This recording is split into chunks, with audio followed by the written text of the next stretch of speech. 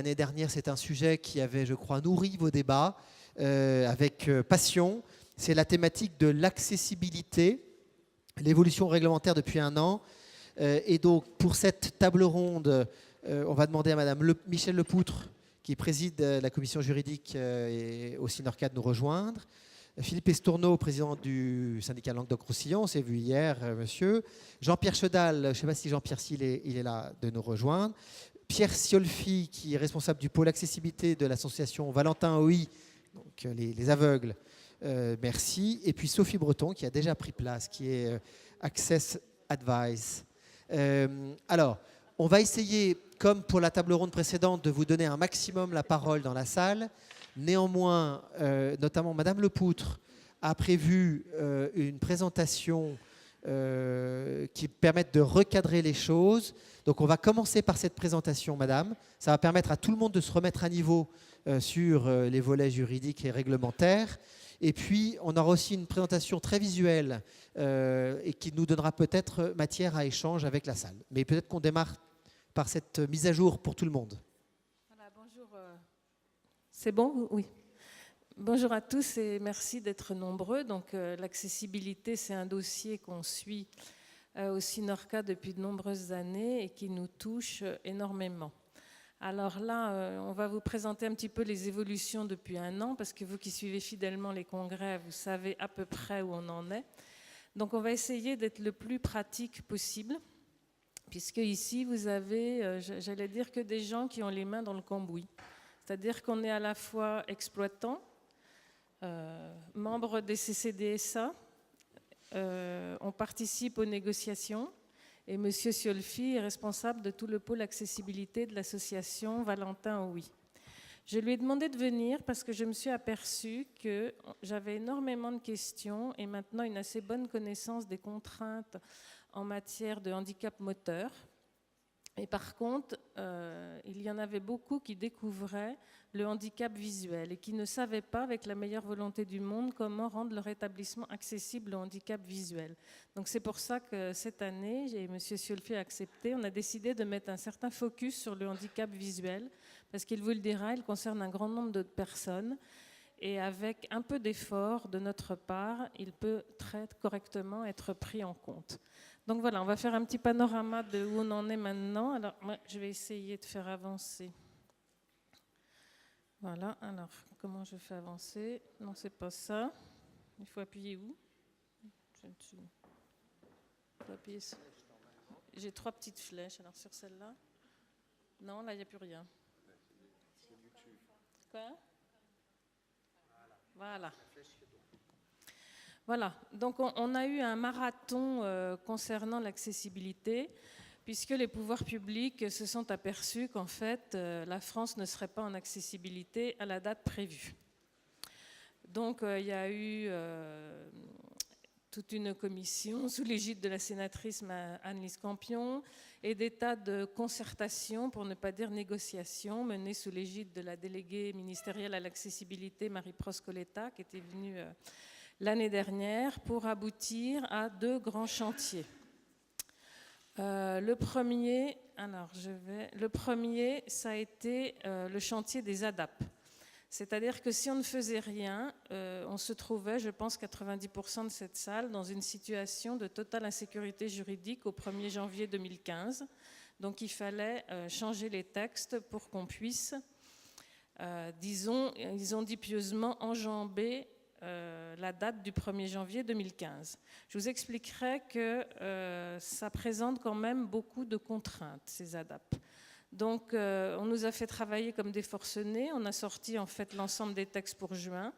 Et pour une raison que j'ignore, qui est due au serpent juridique et administratif français, la première ordonnance est sortie fin septembre et on attend toujours les décrets d'application. Donc, il y a des choses où je vais parler au conditionnel puisque nous attendons toujours les décrets. Et comme je m'occupe des affaires juridiques, j'aime bien avoir des vrais textes. Alors déjà, sous la législation précédente, en fait, qu'on ait fait quelque chose ou qu'on n'ait rien fait, on attendait le 1er janvier 2015. Et si on n'était pas accessible, on était sous le coup de la loi, si bien que n'importe quelle personne ou association pouvait nous attaquer en justice pour non-accessibilité. Il y avait un certain nombre de personnes qui pensaient qu'en faisant ça, on ne risquait pas grand-chose d'ailleurs et qui trouvaient qu'on pouvait continuer comme cela. Là, avec les ADAP, il y a une donne juridique qui a changé. C'est que si vous ne déposez pas d'ADAP, c'est parce que vous êtes accessible. C'est logique. Mais du coup, vous êtes obligé de faire une attestation de votre accessibilité. Et ça, c'est très important. Vous devrez établir une attestation si vous êtes accessible, que vous êtes accessible et que pour cette raison, vous ne déposez pas d'ADAP. Et si vous n'êtes pas accessible, eh bien, vous devez déposer un ADAP, c'est-à-dire en gros un projet chiffré avec des étapes et les demandes de dérogation qui y sont attachées. Donc là, voilà, vous avez l'obligation, si vous n'êtes pas accessible, de déposer un ADAP. Il n'y a plus d'échappatoire. Vous ne pouvez plus vivre caché et ne rien faire. Ça, c'est terminé. Vous êtes obligé de vous engager dans la démarche. Voilà, donc ça reprend exactement ce que je vous ai dit. Ça vous donne la sécurité juridique. Alors, vous avez jusqu'à 1 an après la publication de l'ordonnance pour déposer cet ADAP, c'est-à-dire avant le 26 septembre 2015. Donc en gros, il vous reste un peu moins d'1 an pour boucler l'ensemble de votre projet. Et finalement, 1 an, c'est très court. Bon, c'est l'exploitant qui dépose, ça n'est pas très important. On aura des beaux formulaires dont on attend la sortie définitive. Voilà, je vous redis, vous décrivez les travaux, les demandes d'autorisation si c'est soumis à déclaration de travaux à permis de construire, le déroulement des travaux dans le temps et les moyens financiers. Tout ça, là, ça tient sur un écran. À mon avis, c'est quelque chose qui va demander énormément de travail. Je vais pas... alors, il y a 3 durées d'ADAP qui sont prévues, mais j'allais dire que pour 99% d'entre vous, ça sera une durée de 3 ans. Donc, je ne vais pas parler des autres qui peuvent prolonger, genre SNCF, etc. Je pense que ce n'est pas le lieu du congrès pour faire ça. Nous, on peut dire pour nous, on a 3 ans, à partir du 26 septembre 2015. Oui. Heureusement, voilà. Alors, pour avoir ça, les professionnels ont accepté quand même certaines contraintes. Je sais qu'on a beaucoup été critiqués là-dessus. D'abord, vous avez un registre de sécurité que vous connaissez tous. Vous aurez maintenant un registre d'accessibilité. Un registre de plus qui va présenter vos dérogations accordées, en gros, et essentiellement les contrats de maintenance. Par exemple, si vous avez une plateforme élévatrice, vous aurez le contrat de maintenance dedans, etc. Je crois qu'il ne faut quand même pas s'en faire une montagne. Après, on a obtenu des assouplissements dans les textes. Donc, jusqu'à présent, on avait l'existant doit être accessible comme le neuf, sauf dérogation. Maintenant, sur beaucoup de points, il va y avoir une réglementation autonome de l'existant, ce qui va faciliter beaucoup les choses. Et puis, une meilleure prise en compte ça va faire plaisir à nos amis de la montagne, des contraintes topographiques, avec normalement des assouplissements qu'on attend avec des pentes, etc. Et puis, jusqu'à un étage, vous pourrez mettre en place un élévateur, alors que normalement, c'était l'ascenseur obligatoire, sans avoir à demander de dérogation. Alors, les ajustements des textes. Alors, sur la topographie, alors là, il faut bien s'accrocher. Si le trottoir a une largeur inférieure à 2,80 m et une pente supérieure à 5%, et que vous avez un niveau supérieur à 17 cm entre la voirie et le RP. Est-ce que vous suivez jusqu'à là? Voilà.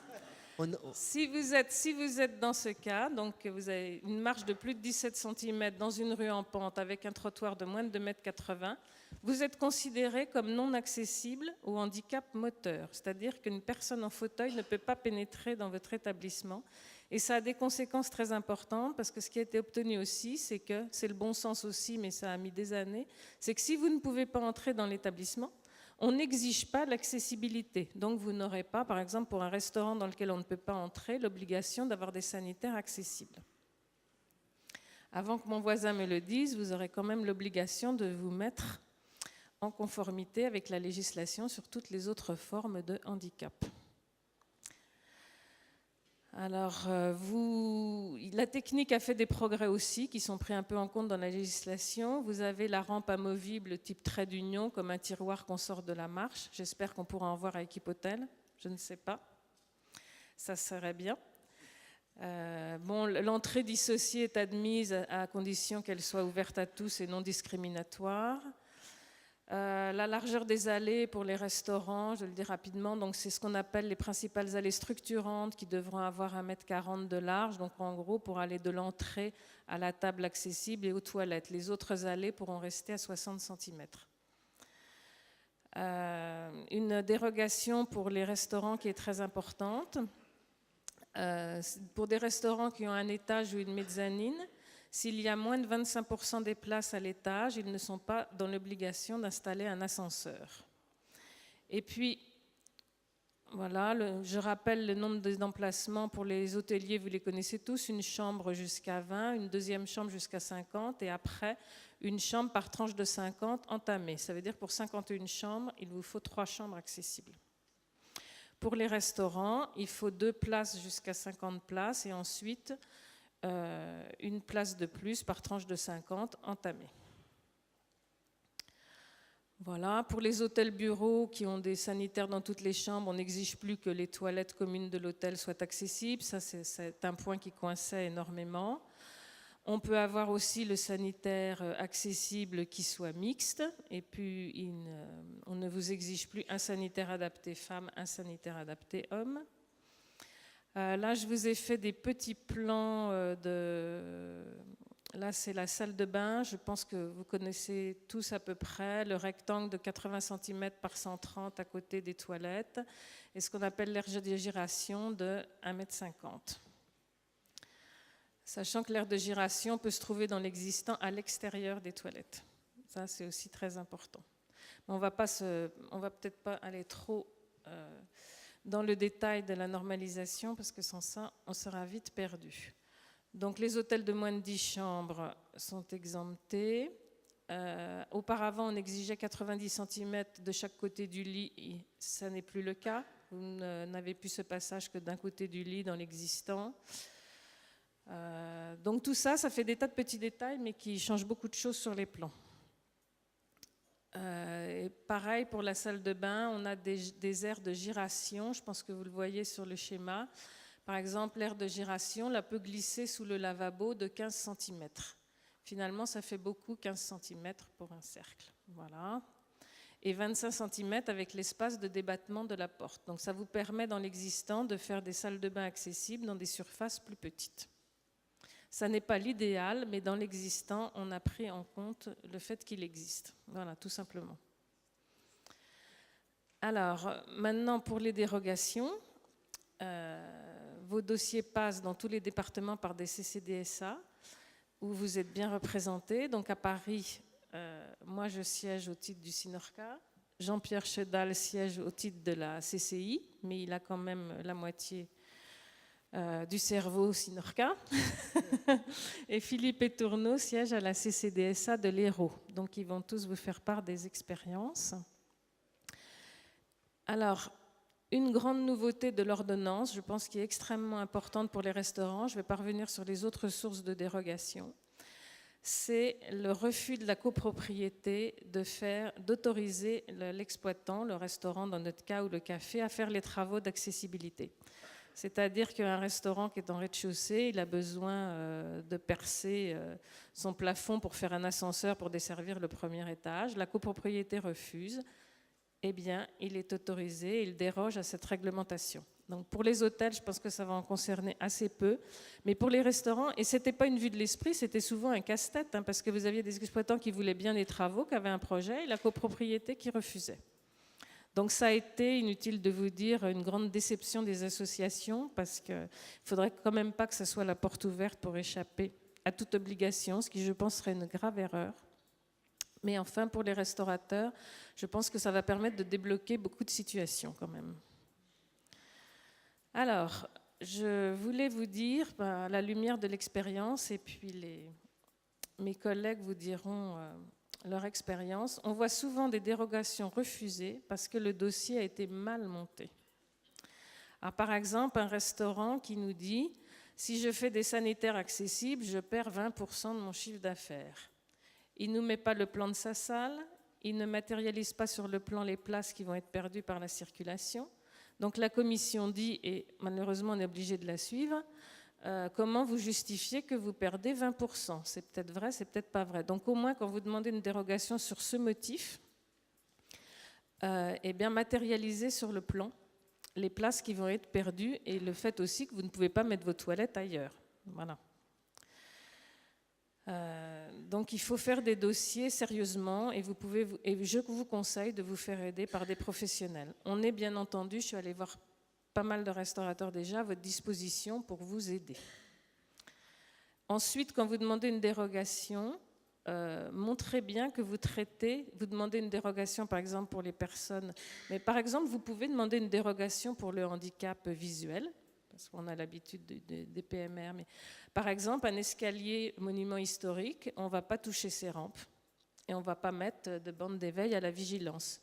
Les associations de non-voyants vont accepter cette dérogation, c'est pour un motif historique. Ce n'est pas pour ça que vous n'aurez pas traité le handicap moteur. Et dans votre demande de dérogation, il faut bien préciser à chaque fois vos dérogations, handicap par handicap, et mettre en avant ce que vous avez fait pour les autres handicaps. Si vous apparaissez comme un exploitant qui s'en manque éperdument de l'accueil des personnes handicapées, je peux vous dire que votre dérogation sera rejetée. Ça, il faut que ça soit très clair. Il faut vraiment que ça devienne une véritable préoccupation. Mais les commissions ont quand même du bon sens, et les associations aussi. Pour les hôtels, la même chose, évaluer la perte de chiffre d'affaires sérieusement. Si vous devez supprimer 2 chambres, ben voilà, faites une règle de 3 et je dirais la même chose. Voilà, alors les dérogations feront partie de vos dossiers d'ADAP complètement, donc elles devront être intégrées. Elles pourront être acceptées ou refusées, et c'est un peu comme tourner manège, si elles sont refusées, vous repasserez encore une fois. Alors là, maintenant, je vais vous dire rapidement, puisque M. Siolfi, je crois, ne lit pas l'écran, mais on lui a fait valider ce qu'on avait mis sur le handicap visuel, que nous connaissons mal. Et j'allais dire, ce sont des choses, comme il m'a dit, de bon sens. Essayez de vous mettre dans la peau de quelqu'un qui ne voit pas bien. Lorsqu'il y a des portes vitrées, renforcez la signalétique. Ça va mieux en le disant. Alors, les revêtements de sol et de murs et de plafonds ne doivent pas créer de gêne visuelle ou sonore. Alors, vous avez les mains courantes dans les escaliers. Alors souvent, là, on ne l'a pas mentionné, ou à moins qu'on l'ait mentionné après. Dans un escalier, normalement, vous me corrigez, Monsieur Siolfi, si je me trompe, on doit faire prolonger la main courante après l'escalier. Voilà, pour qu'on se rende compte qu'on soit encore tenu quand on va sur la dernière marche. Et la première, évidemment. Et ça, c'est souvent un problème dans les escaliers classés monuments historiques. Voilà. Dans le château de Versailles, on ne faisait pas les escaliers comme ça. Voilà. Mais là, je vous dis, tout le monde a beaucoup de bon sens et il n'y a pas de problème tellement dans ces cas-là, à condition qu'on compense. Parce que souvent, vous avez des très beaux établissements qui ont un escalier historique, mais on peut accéder au niveau supérieur par un ascenseur que lui, on a mis en accessibilité. Donc, la commission accepte tout à fait, puisqu'elle dit que la personne malvoyante pourrait être guidée à l'ascenseur et se rendre au premier étage sans difficulté. Les marches doivent être relativement larges, 28 cm. Elles doivent être entre 16 et 17 cm, mais je vous rassure, on ne vous demande pas de démolir tous vos escaliers pour les refaire. Souvent, c'est rajouter une rampe ou mettre en conformité les rampes d'escalier. Alors, il faut matérialiser la première et la dernière contre-marche par une bande de couleurs contrastée. Ça, c'est très important, c'est pour que la personne qui arrive, elle voit qu'il y a un escalier. Là, je laisserai M. Siolfi développer ces points. Voilà, une main courante de chaque côté, si elle fait plus qu'1 mètre dans l'existant, la largeur de l'escalier. Voilà, qualité de l'éclairage et couleurs contrastées. Alors là, sur le contraste des couleurs, alors c'est un peu de ma faute, mais M. Siolfi nous a amené un document formidable. Alors malheureusement, il n'y en a que 20, mais il m'a dit qu'on pourrait s'inscrire pour en demander un autre. C'est un document comme ça qui vous met couleur avec couleur, quand est-ce que vous êtes suffisamment contrasté ou pas assez contrasté. Parce que j'avoue que moi, j'ai aucune idée de si je mets un carrelage rouge et des murs verts, est-ce que ça va passer ou est-ce que ça ne va pas passer. Avec cette grille, vous savez tout de suite. Donc, s'il n'y en a plus, vous demandez et on vous en enverra sans aucun problème. C'est un papier très, très utile. Il y a aussi l'éclairage suffisant, tout bêtement. Voilà. Et puis le bon sens, c'est, mettez-vous dans la peau de quelqu'un qui ne voit pas. Il faut que, s'il y a un obstacle à hauteur de visage, il faut qu'il puisse détecter à l'avance. Le mieux étant évidemment d'éviter les obstacles à hauteur de visage. On a ce problème-là souvent dans les hôtels avec une télévision sur support en hauteur. Il faut faire attention à ça. Voilà. Alors, j'espère que ça ne vous a pas trop... C'était très complet. Assommé. S'il y a des... Je vais passer la parole à Monsieur Siolfi pour... Voilà, nous vous proposons de compléter la présentation technique de Madame Lepoutre avec une série de photos que vous allez nous faire diffuser, qui sont autant de cas pratiques. Et à ce moment-là, on pourra échanger ensemble. Et puis on a nos experts... On a nos experts qui siègent, comme on vous l'a dit, qui pourront aussi compléter vos questions et répondre à vos questions. Alors là, on est sur repérer le bâtiment. Bien, bonjour à tous. Je voudrais tout d'abord vous rassurer, c'est que le handicap visuel, ça ne s'attrape pas et ça coûte pas cher, donc c'est extraordinaire, on a tout pour nous. Mais simplement, il peut être aussi pris en compte d'une façon positive. Et je veux dire qu'à notre époque, où on est tous dans un... Ah, c'est pas moi là on est tous dans un schéma de recherche, de croissance avec, alors je ne vais pas dire 2 chiffres, je ne vais pas dire un chiffre, mais je vais dire simplement des décimales de croissance, ce serait déjà pas mal. Non. Si on peut diffuser donc les photos sur le grand écran. Donc s'intéresser au handicap visuel, ça ne coûte pas cher encore une fois, et ce sont des solutions très très simples à mettre en œuvre, qui n'ont aucune mesure avec le handicap moteur, hein, qui a une spécificité très, très pointue et très technique. Donc on va s'apercevoir que c'est très facile de mettre en accessibilité pour le handicap visuel, simplement par des systèmes de bon sens. Voilà. Donc là c'est une présentation qui n'est pas spécifique à l'hôtellerie parce que je n'ai pas eu le temps de faire spécial à l'hôtellerie, mais c'est du cadre bâti, donc ça veut dire que c'est tout à fait adaptable. Donc la première des problématiques, c'est de repérer un bâtiment quand on est sur la voie publique. Donc là j'ai envie de dire que ça ne vous concerne pas trop parce que ça dépend plus de la voirie. Ensuite, une fois qu'on l'a repéré, il faut l'identifier, c'est-à-dire que comment on sait que je suis bien à l'hôtel Novotel Paddington à Londres ou à Lisbonne, si je ne vois pas, je ne peux pas le savoir.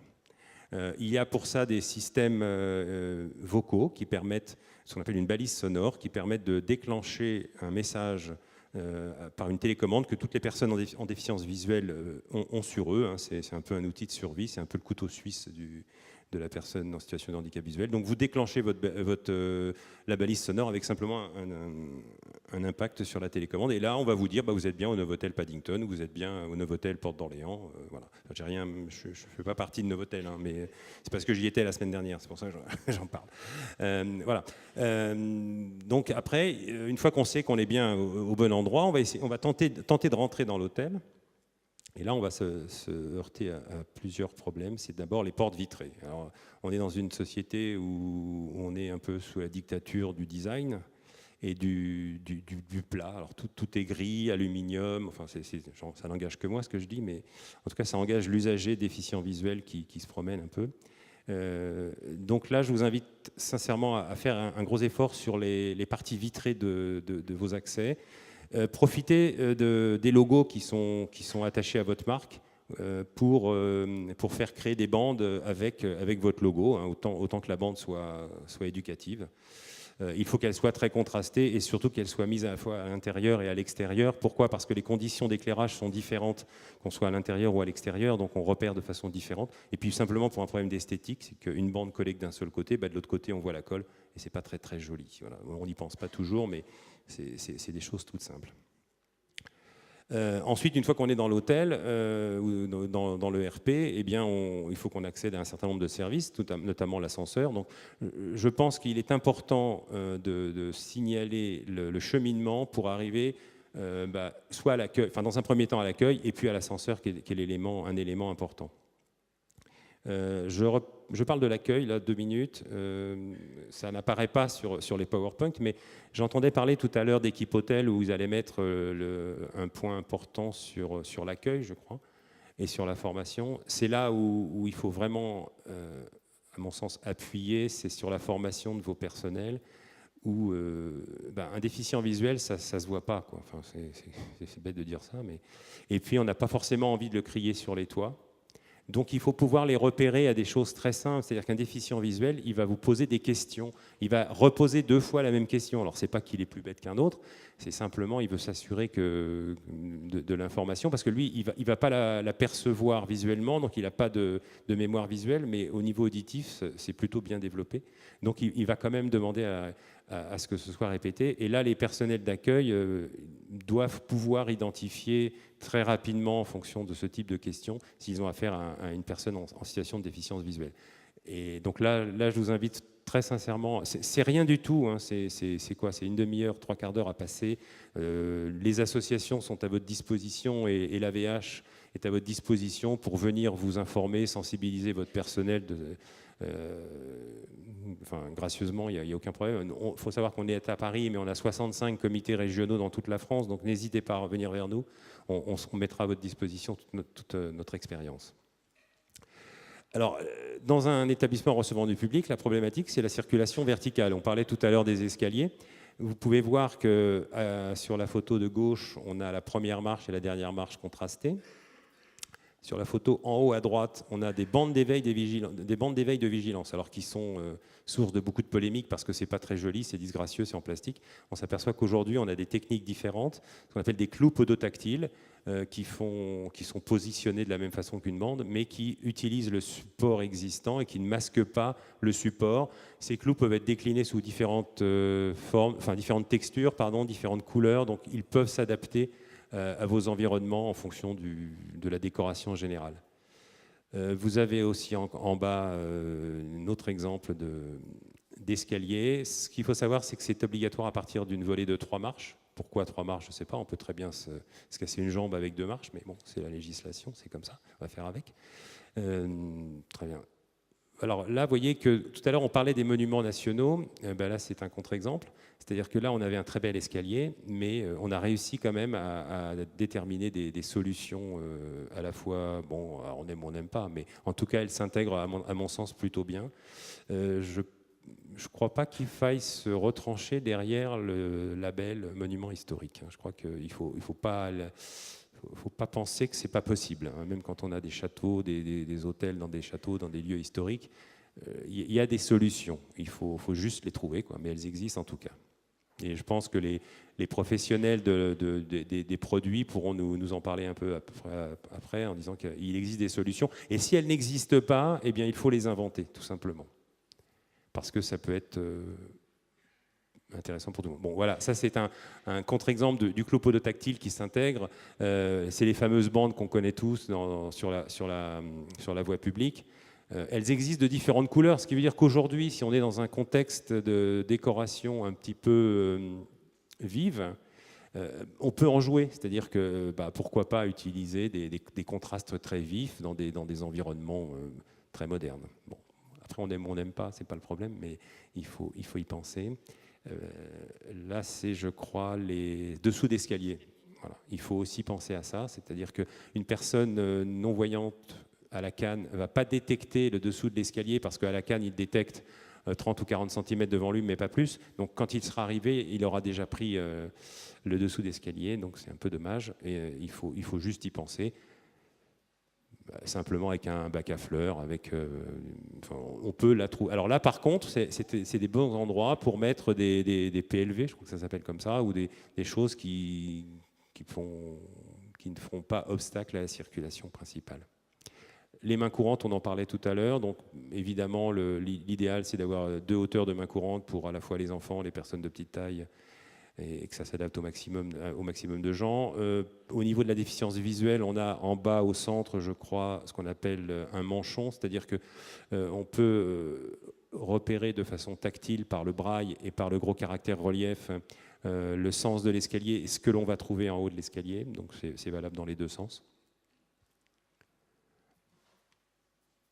les escaliers mécaniques, bon, alors c'est pas spécifique aux hôtels, hein, donc je pense qu'il y a très peu d'hôtels qui ont des escaliers mécaniques, mais bon, il faut savoir qu'il faut aussi les faire apparaître. Là, c'est les ascenseurs. Alors là, pour le coup, c'est très important. Les ascenseurs, ce qu'il faut retenir, c'est gros caractère, relief contrasté. Ce sera déjà très bien. Le braille, ce serait fantastique. Et évidemment, la boucle magnétique. C'est une petite parenthèse pour le handicap auditif, mais c'est très important aussi. Donc, si vous avez des ascenseurs qui existent et qui n'ont pas ce type de caractère, sachez qu'on peut très facilement rapporter des éléments, soit collés, soit même à côté. Hein, il faut rien s'interdire. C'est possible. Bon, aujourd'hui, les ascenseurs neufs sont tous à peu près bien. Et ce qu'il ne faut surtout pas, c'est déconnecter la synthèse vocale dans les ascenseurs. Je sais que ça peut gêner les chambres d'à côté, mais de grâce, ne les faites pas déconnecter. Parce que c'est aussi très important pour les déficients visuels. Bon, les cartels braille, ce n'est pas spécifique aux hôtels, mais ils sont là. C'est-à-dire que c'est une représentation braille de l'information.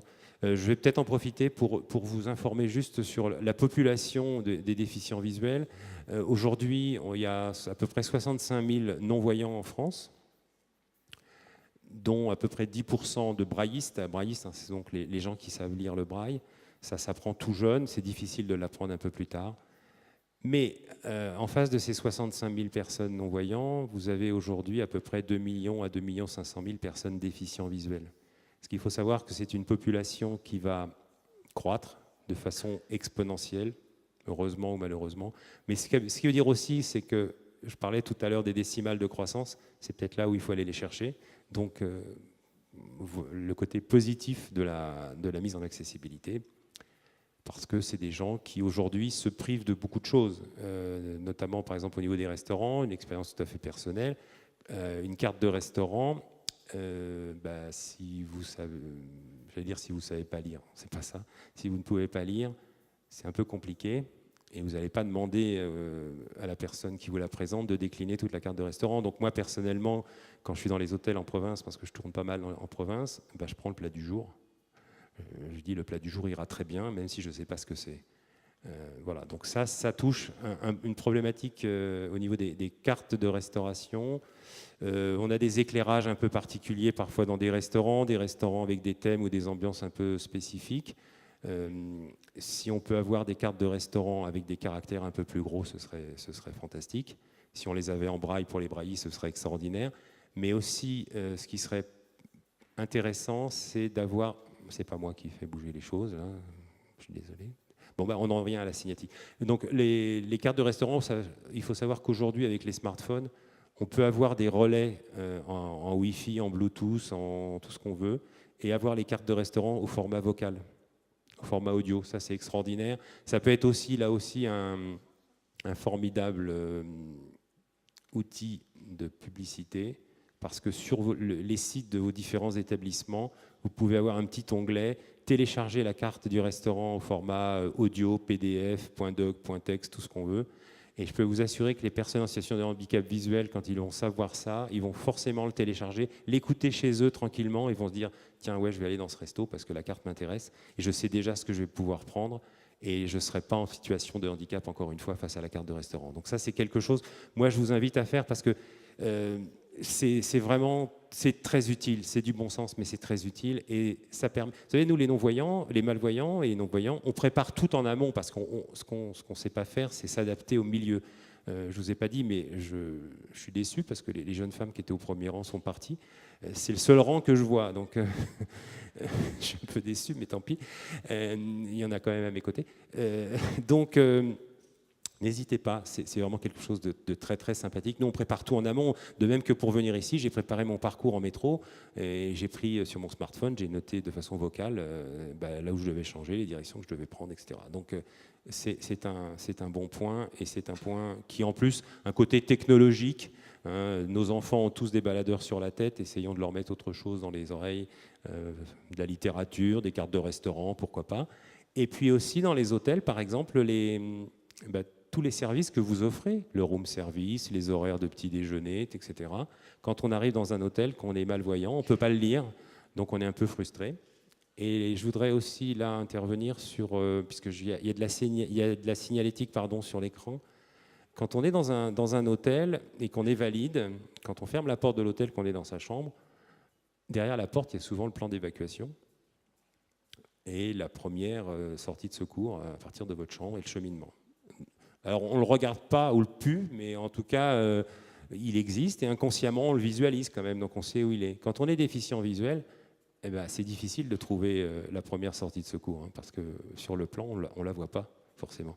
Donc là, la signalétique doit être, à mon sens, déclinée en relief. Donc là, vous avez des pictogrammes qui sont en gros caractères, en partie haute. Vous voyez le mot ascenseur, il est aussi en relief. C'est-à-dire qu'une personne non-voyante, non-brailliste, elle peut, et elle a appris à le faire de façon optimale, détecter toutes les lettres et savoir si elle est au niveau de l'ascenseur ou pas. Donc tout ça pour vous dire aussi que le plan d'évacuation derrière une porte, s'il était en relief, ce serait fantastique et ça coûte pas cher. Voilà. Merci, Monsieur Ciotti. Voilà. Alors, ce que je vous propose, on a des experts, Madame Lepout qui suit le dossier pour le Sinorca, Monsieur Etourneau, on a aussi Sophie Breton. Donc, plutôt que de les faire maintenant poursuivre le dialogue, c'est peut-être à vous de poser des questions. Et puis, on a 5 personnes qui peuvent vous répondre. Donc, il y a les micros qui sont dans la salle. Et les présentations ont été très complètes. Il y a eu en plus ce focus pour les déficients visuels. Est-ce que vous avez des questions sur ces 2 sujets, le handicap en général et puis ce handicap visuel en particulier? Madame, au fond, qui est la première à lever le doigt. Si vous pouvez vous lever vous aussi et vous présenter. Je suis hôtelier à Paris et donc j'ai eu ma dérogation. Donc et bien mettre le micro sur le menton. Donc je tiens à remercier Madame Lepoutre et puis aussi l'autre monsieur qui s'est occupé de mon dossier. Et je voulais savoir si, indépendamment évidemment de l'handicap visuel, il y avait autre chose encore qu'on devait faire de façon à accueillir le mieux possible dans nos établissements. C'est ça que j'ai eu un petit peu de mal à comprendre. Du coup, Madame Breton. Alors, j'ai pas très bien compris. Vous avez obtenu une dérogation déjà? Pour l'handicap moteur. D'accord. Donc, vous avez tout le reste à faire. C'est ça que j'ai, hormis ce que monsieur a expliqué pour l'handicap visuel, j'ai pas bien compris les autres choses qu'il fallait faire. Alors aujourd'hui, il faut répondre aux 3 autres types de handicap, l'handicap visuel, l'handicap auditif et ce qu'on peut regrouper dans l'handicap psychique. Et alors l'handicap psychique, le plus facile, c'est de mettre des pictos. On dit toujours qu'une personne trisomique, par exemple, ne fait pas la différence entre sa droite et sa gauche, mais ça rejoint aussi ce que disait monsieur par rapport aux indications, savoir sortir de sa chambre. Est-ce que la sortie est à droite ou est à gauche dès lors que vous pourrez l'indiquer et l'indiquer en relief et de manière suffisamment contrastée, visuelle sur les parois murales, vous aiderez déjà au moins 2 types de handicap. Après, l'handicap auditif, on vous conseille une boucle magnétique au moins à la réception. Et puis, évidemment, le traitement des escaliers, le traitement de la porte d'entrée. Voilà, vous avez tout un certain nombre de choses qui seraient peut-être un peu trop longues à lister. Après, moi, je me tiens à votre disposition, si vous voulez, pour vous aider à établir une liste de choses à faire. Merci. Peut-être pour compléter, juste le système de sécurité incendie aussi, avec les flashs lumineux, un certain nombre d'équipements qui peuvent être une mallette, ce qu'on appelle la mallette LISA, qui permet justement aux malentendants d'avoir un relais par vibration, par d'autres signaux lumineux de ce qui est le système de sécurité incendie. Merci pour cette précision. Et monsieur derrière qui voulait lui aussi prendre la parole. Du coup, le micro n'est pas loin. Oui, je m'appelle Dupré, je suis hôtelier à Paris. Vous me direz si je me trompe, je crois qu'en province, l'administration qui est chargée de ces octroi de dérogation. Non, c'est une émanation du ministère de la Santé. Et à Paris, c'est le préfet de police. Et je vois là une certaine forme de discrimination par rapport à un pan d'une profession. Et je voulais savoir pourquoi le SINORCA n'a pas contesté ou attaqué cette discrimination en justice. Alors en province, je suis bien placé pour le savoir puisque je siège à la CCDSA de l'Hérault, département numéro 34, ville de Montpellier, 7 Béziers. Ce n'est pas le ministère de la Santé, c'est ce qu'on appelle la DDTM, la Direction départementale du territoire et de la mer, ancienne direction de l'équipement, et sous le contrôle du préfet, puisque chaque CCDSA est présidé par un représentant du préfet. Donc il n'y a pas de différence. Et la préfecture de police à Paris. Voilà. Et je peux vous dire que travaillant sur toute la France, il vaut mieux être exploitant à Paris qu'en province. Monsieur au quatrième. Paul, juste pour apporter une petite précision, effectivement, si je prends les dossiers de l'Hérault, alors j'ai repris les chiffres 2013, on n'a passé que 60 dossiers en CCDSA en 2013. Face aux besoins, regardez les besoins, c'est un nombre extrêmement faible. Alors on peut penser qu'il y avait un attentisme des textes, des ADAP, des assouplissements réglementaires, mais on n'a passé que 60 dossiers. Sur ces 60 dossiers, nous n'avons eu que 57% d'avis favorables. Donc 43% de dossiers rejetés. Comme le soulignait Michel, un certain nombre de dossiers l'ont été rejetés parce qu'il y avait des justifications insuffisantes, parce que les dossiers n'étaient pas bien montés. C'est vrai qu'un dossier bien monté, c'est beaucoup de travail, c'est difficile à faire par soi-même, donc ça veut dire que ça a un coût non négligeable, mais je pense qu'effectivement, il est peut-être plus facile de passer un dossier à Paris qu'en province à l'heure actuelle. Alors, ceci étant, il faut quand même bien, et là je voudrais vraiment, même si ça va la faire rougir, saluer le travail de Michel, saluer aussi ce qui s'est passé au Congrès l'an dernier, en 2013, avec la déléguée interministérielle à l'accessibilité, à qui on a fait toucher du doigt, je pense, un certain nombre de difficultés. Et ce que ça a généré, c'est-à-dire ça a lancé une formation pour l'ensemble des membres des commissions départementales d'accessibilité. Et cette formation, elle avait, je vais dire, un grand leitmotiv, c'était mieux vaut une accessibilité imparfaite que pas d'accessibilité du tout. Et je puis vous dire qu'à partir de 2014, on a senti un mouvement dans les commissions d'accessibilité, un mouvement d'assouplissement qui prenait déjà d'ailleurs en compte les ajustements réglementaires qui étaient à venir, même si les textes ne sont toujours pas sortis. On a évoqué le bâti existant, et sur le bâti existant, on a déjà beaucoup d'assouplissement. La copropriété, on a nous déjà, alors que les textes ne sont pas sortis, on a déjà des dérogations qui sont passées sur la copropriété. Et d'ailleurs, je vous incite, si vous avez des dérogations qui vont devoir être faites liées à la copropriété, à faire inscrire ça à l'ordre du jour de vos assemblées générales de copropriété pour avoir une décision de l'assemblée générale de copropriété. Donc, monsieur avait une question. Bonjour, Adjadj, Hôtel Saphir. Moi, la question, c'est concernant le handicap, justement, tout l'ensemble des handicaps hors handicap moteur. Jusqu'à présent, je vois, on en parle, on a eu la PAV, tout ça, mais on n'a pas une idée de l'ensemble des choses qu'on doit mettre en place pour les différents handicaps. C'est-à-dire, là, j'entends parler d'une boîte magnétique, de trucs comme ça. Franchement, on est des hôteliers, on s'occupe de recevoir les clients, c'est vrai, mais on n'est pas des spécialistes de l'handicap. Donc moi, je pense que ça serait bien d'avoir un tableau pour dire, voilà, sur, par exemple, l'handicap, combien de chambres je dois avoir pour les handicapés auditifs, combien de chambres pour les handicapés non-voyants ou à voyance réduite. Donc, si vous voulez, ce sont ces normes-là. Nous, on ne les connaît pas, on ne les maîtrise pas, on n'a pas un tableau. Donc, on ne sait pas qu'est-ce qu'il faut faire? Ou est-ce que toutes les chambres doivent être équipées de systèmes sonores? Je ne sais pas, je ne comprends pas. Il y a beaucoup de choses qui sont un petit peu dans le vague. Merci. Alors, bon, j'espère déjà qu'aujourd'hui, vous en aurez appris sur le handicap visuel quand même.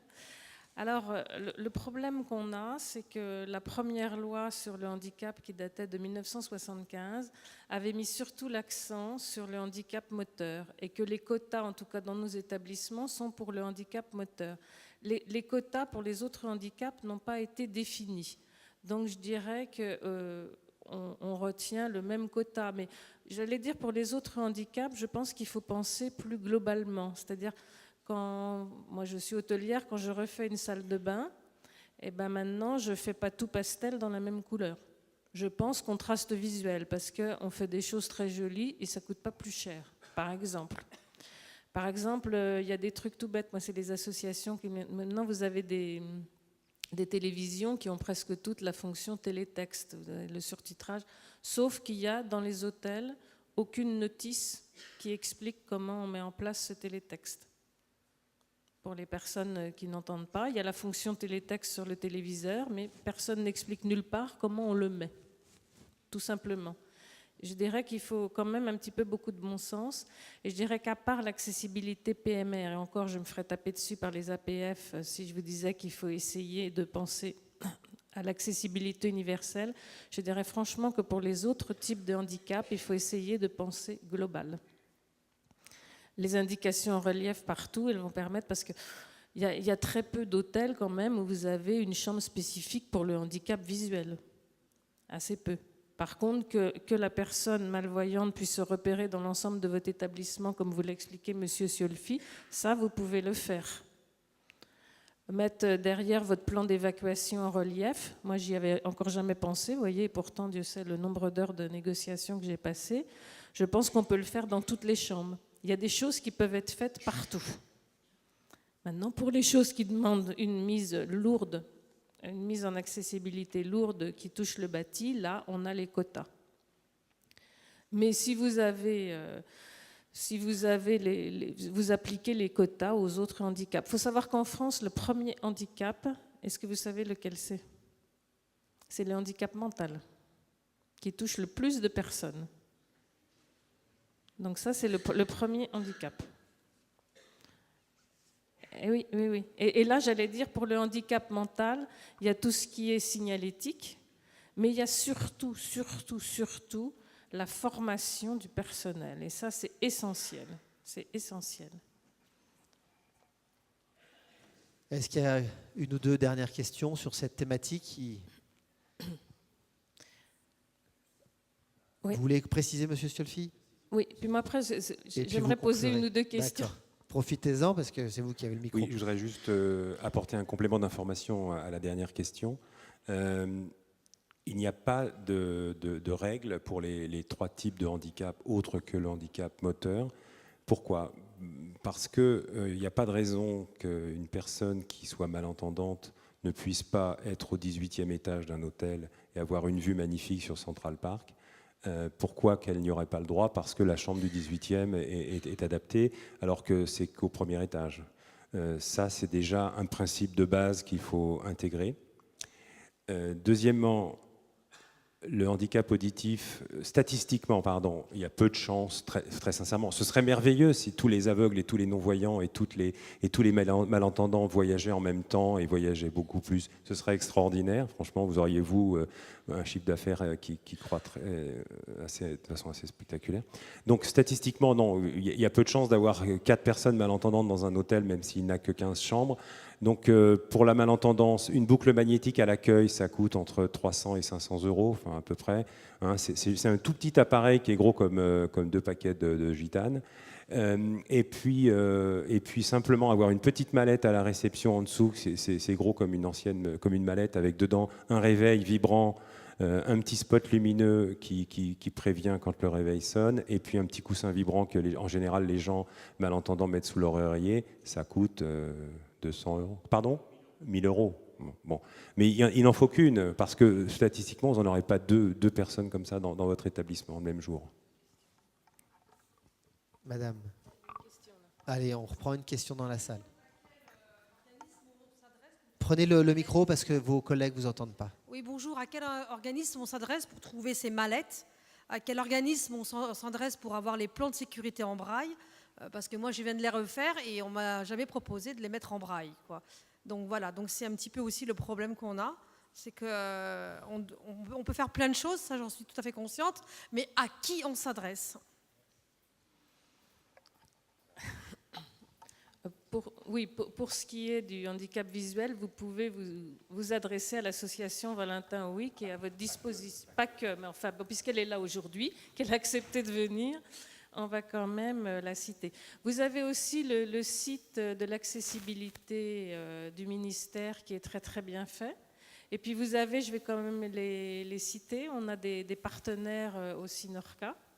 D'ailleurs, je voulais leur poser une question pour avoir leur retour d'expérience. On a notamment Accessible Group qui vous oriente parmi tous les prestataires qu'on trouve sur le marché pour qu'ils répondent vraiment à vos besoins.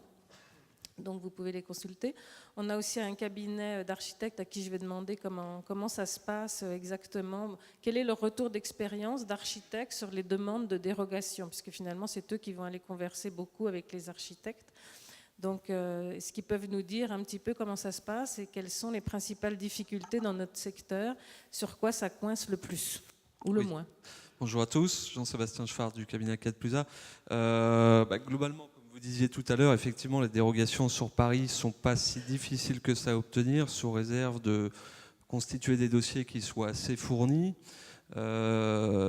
Sous prétexte de l'impossibilité technique ou patrimoniale, notamment. Sur Paris, c'est quand même assez récurrent. Et puis, oui, ces dérogations, elles doivent être le plus possible détaillées et proposer des mesures compensatoires. Quand vous avez une dérogation sur le handicap moteur, le monsieur posait la question tout à l'heure, nous, ce qu'on propose, quand il y a 2 chambres, par exemple, à faire, on les adapte du coup aux autres handicaps. Évidemment, l'ensemble des chambres doivent être dans l'idéal améliorées pour être accessibles de manière générale ou globale, comme vous disiez. Mais en plus, on insiste sur les 2 chambres en question en ajoutant les flashs lumineux qu'on ne va évidemment pas appliquer à toutes les chambres de l'hôtel, ce qui nécessiterait un remplacement d'un SSI complet. Voilà, donc on apporte des solutions au cas par cas, sur mesure, et on les accompagne jusqu'à la mise en place de ces équipements dans tout l'hôtel. Voilà. Merci. Il y a une question aussi que je voulais poser à notre partenaire Ascensoris, c'est en gros, première question, peut-on, à part la dimension de l'ascenseur, peut-on rendre accessible, avec ce qui nous avait été présenté à l'écran, n'importe quelle cabine d'ascenseur, et en gros, quelle est la fourchette de coût? Je parle par exemple de système vocal, de pictogrammes, de déplacement des boutons, etc. Quel budget il faut prévoir? Bonjour, je m'appelle Alexandre Estignard, je représente l'entreprise Connaît. Donc merci de nous solliciter sur ce point.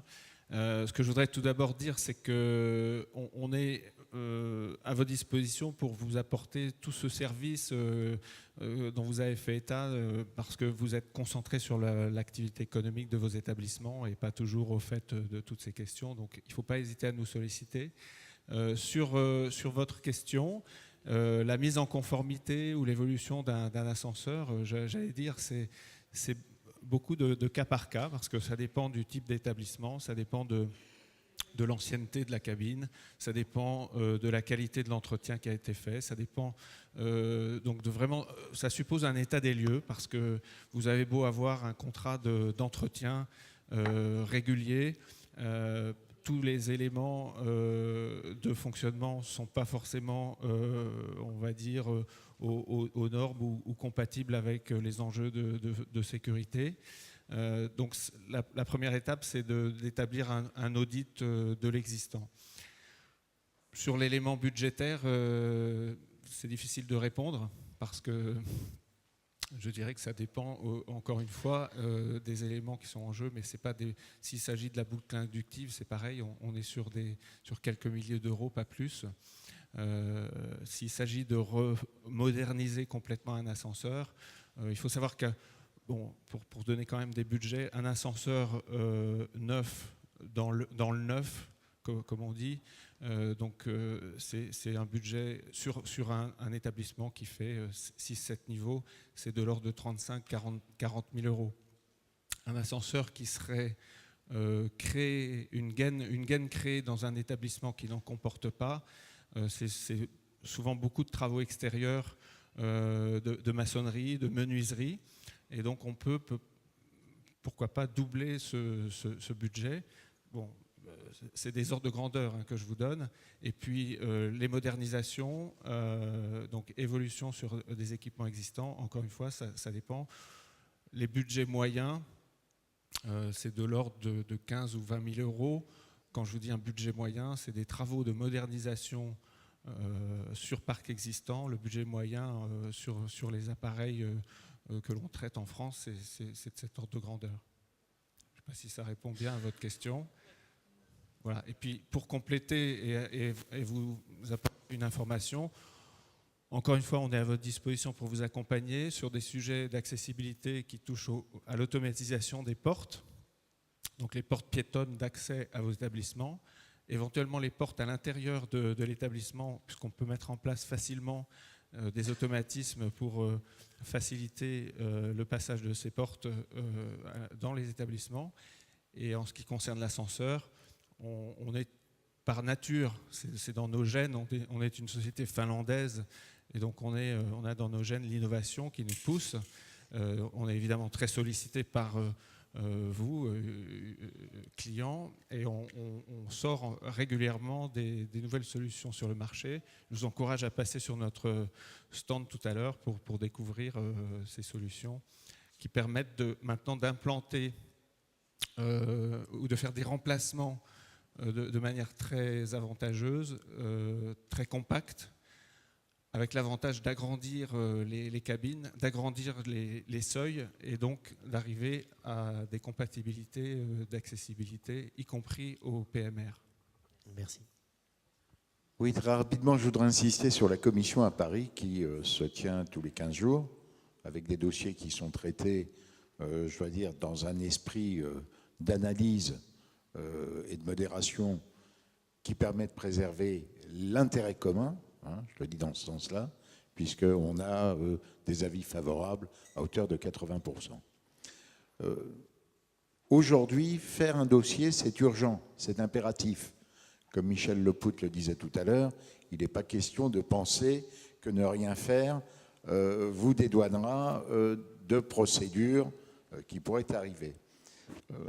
Quant à mon hémisphère droit, Sinorca, et mon hémisphère gauche, Chambre de commerce, je puis vous dire qu'à la Chambre de commerce de Paris, nous avons à votre disposition à la fois des gens qui sont compétents pour vous aider dans la constitution des dossiers et aussi des architectes qui sont compétents pour vous aider. Et s'agissant des mesures d'assouplissement qu'on peut trouver, notamment pour les toilettes handicapées, la nécessité d'avoir un sas est en train de sauter. Donc, ça impliquera plus d'espace commercial préservé, tout en favorisant le traitement du handicap et la considération qui est nécessaire. Bon, vu l'heure, il va être temps de conclure. Nous restons tous au cocktail, donc vous voulez... Pardon ? Oui, vous voulez ? Oui, oui, bonjour à tous. Puisque vous avez cité Accessible Group tout à l'heure, je prends 2 petites secondes. Et pour répondre aussi à monsieur, le Sinorcat a mis en place des partenariats et nous, on est là aussi pour vous aider. Et si ça peut faciliter les choses et vous dire qu'il y a des choses simples qui peuvent être mises en place, nous, on est là en support pour que vous sortiez de cette salle en vous disant « Bon, il y a des choses simples que je peux faire. Ce n'est pas toujours très compliqué. » Ce n'est pas toujours un ascenseur, un élévateur. Il y a des petites choses. On avance tous petit à petit. Nous, commerçants aussi, on va piocher les solutions. C'est notre spécialité. Donc venez nous voir après. Appelez-nous et on va trouver des solutions ensemble, en collaboration avec les architectes, avec les autres spécialistes. Mais voilà, on travaille tous ensemble. Je m'adresse à monsieur de Valentin Huy. Vous êtes représentant des personnes qui avaient ces besoins-là. Et pour vous, c'est une source aussi, je pense, de chiffre d'affaires supplémentaire. Merci.